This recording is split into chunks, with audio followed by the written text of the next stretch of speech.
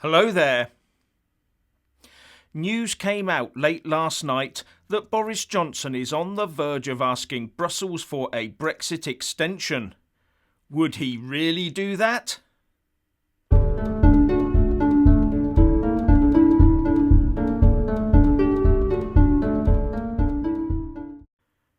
Firstly, as ever, please give my channel a boost by giving this video a big fat like.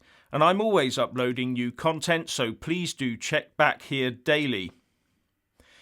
Well, if there's one thing that would feed Boris Johnson and his Tory government through the toaster at the present time, and that would be going cap in hand to Brussels and asking for a Brexit implementation period extension. Right now, we're due to exit the implementation period on the 31st of December, deal or no deal. And Boris has even put a law in place on the UK side to enforce that. But the Telegraph reported last night that detailed Brexit trade negotiations planned for this week were cancelled on Monday, with government sources indicating that the UK is preparing the ground to seek a mutually agreed extension to the talks in the coming weeks. And it went on to say that it understands from highly placed sources that the government accepts it will need to seek an extension before the June deadline expires. And if he did so, it would be great news for the rejoiner camp, who would love a little breathing space while they collect their thoughts and marshal their forces. But it would be like a red rag to the Brexiteers, who understand that all we'd see is further games and twisting and turning from the pro-EU campaigners. And there are, of course, calls coming from all quarters to delay Brexit. SNP MP Alan Smith, for example, tweeted out yesterday that it is patently obvious there needs to be an extension to the current Brexit transition period. I also don't think anyone should attempt to make political capital out of it. Yeah, I bet there'd be no pro-EU triumphalism if they did get their extension, would there? We all know they'd be out there dancing in the streets, waving the EU flag and singing Ode to Joy. And another one was Labour MP Ben Bradshaw, who yesterday in the House of Commons asked the Foreign Secretary, "The last thing the economy needs is the further shock of a hard or no-deal Brexit at the end of this year. So would he and his EU colleagues urgently agree an extension?" But the Foreign Secretary, Dominic Raab, replied saying that the current situation had, if anything, strengthened the case for intensive diplomacy to get this deal done and move on and take the relationship to the next level. Something I would wholeheartedly agree with him on. But Mr. Bradshaw went squawking to the Independent, saying, "This is reckless insanity from the government. Ministers should be urgently agreeing with our EU partners an extension to the current transition period." And another Labour MP, Stephen Kinnock, told Raab that surely the time is now coming to request an extension to the transition period. And the Foreign Secretary replied, "As far as I'm aware, the negotiations can still proceed. I don't think delaying Brexit negotiations will give anyone the certainty on either side of the channel that they need." But all this was prior to the Telegraph revelations. So what does the Prime Minister think? Well, he answered that one today at Prime Minister's Questions. Sort of. When he was asked by Stephen Farry of the Alliance Party of Northern Ireland, "There's already huge anxiety across the UK, and businesses are facing unprecedented challenge and uncertainty.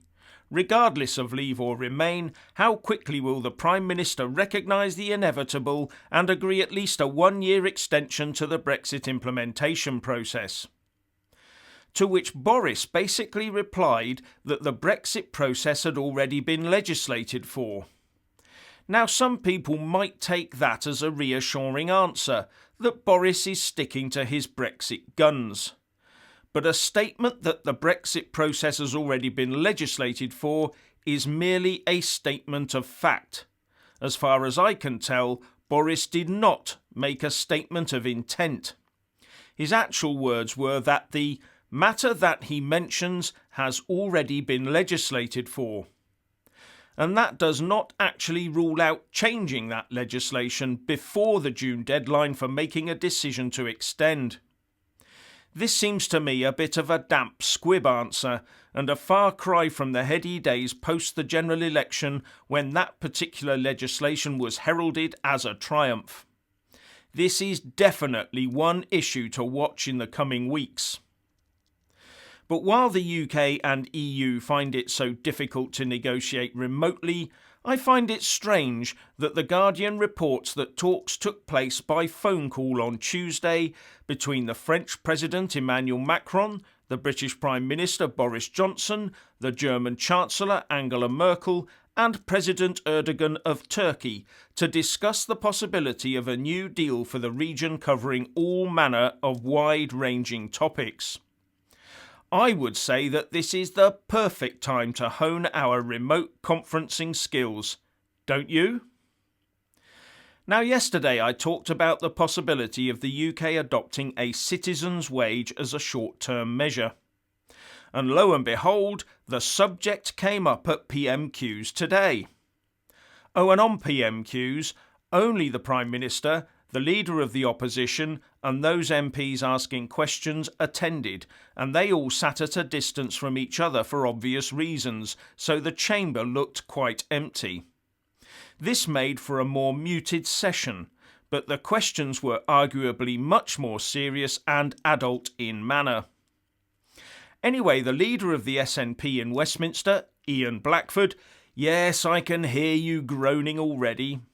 Well, he asked the Prime Minister, yesterday the Chancellor announced a £330 billion financial package for business. Today the UK government needs to announce a financial package for people. Members from 6 parties across this House have now expressed support for a temporary universal basic income to help everyone, especially freelancers, renters and the self-employed. Using the current tax system, will the Prime Minister stand up today and give a commitment to provide people with the security of a universal basic income? The PM replied that his was one of many suggestions that are being put forward to support workers in the coming months. But interestingly, the Prime Minister also went further and committed himself to meeting with those that backed a temporary citizen's income to investigate the matter further with them. I do have to say that despite the misgivings of many libertarians and free marketeers, there may, in the end, be no alternative to a citizen's income. But Boris may have to be seen to be dragged there through weight of argument.